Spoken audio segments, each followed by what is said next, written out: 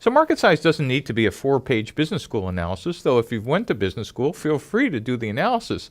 But it really is at first a back-of-the-envelope calculation. Is this business worth doing? So we just kind of have you constantly checking about 3 things. And let's take a look at the JerseySquare team and think about how they approach this. If you remember, we asked you to talk about the total available market or total addressable market, which really is a fancy word to say is how big is the universe of everybody potentially who could use the product. And in this case, they said, well, even in the United States, there are 150 Americans who watch the 5 major team sports in some capacity. Okay, well, can we sell to 150 million people? Not really, because the next thing we want to look at is what we call the served available market. How many can I reach with my sales channel? So let's see how the JerseySquare team looked at the served available market. They said in the New York metro area, there were 11 million people who watched the 5 major sports teams in some capacity.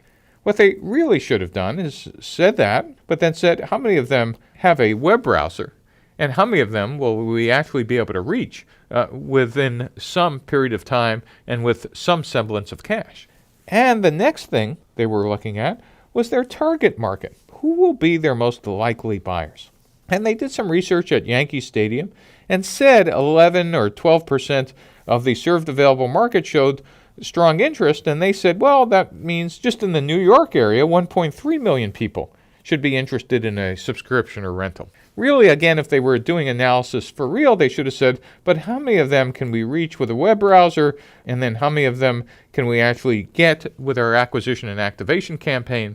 And what falls out of this, if you actually take it to the next level, is what's a reasonable assumption of year 1, 2, and 3 revenue? Just back of the envelope. Okay, so these are the people. Gee, subscription and half pay rental. Let's do some math. Oh, my first year's revenue should be $300 million.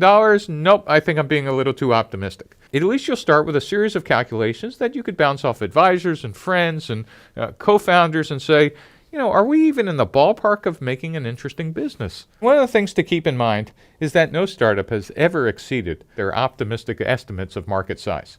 So if your numbers are coming in too low of potential customers, I wouldn't give up. I would just be going back and looking at the customer segments you're targeting and understand whether you want to build a business or have a hobby.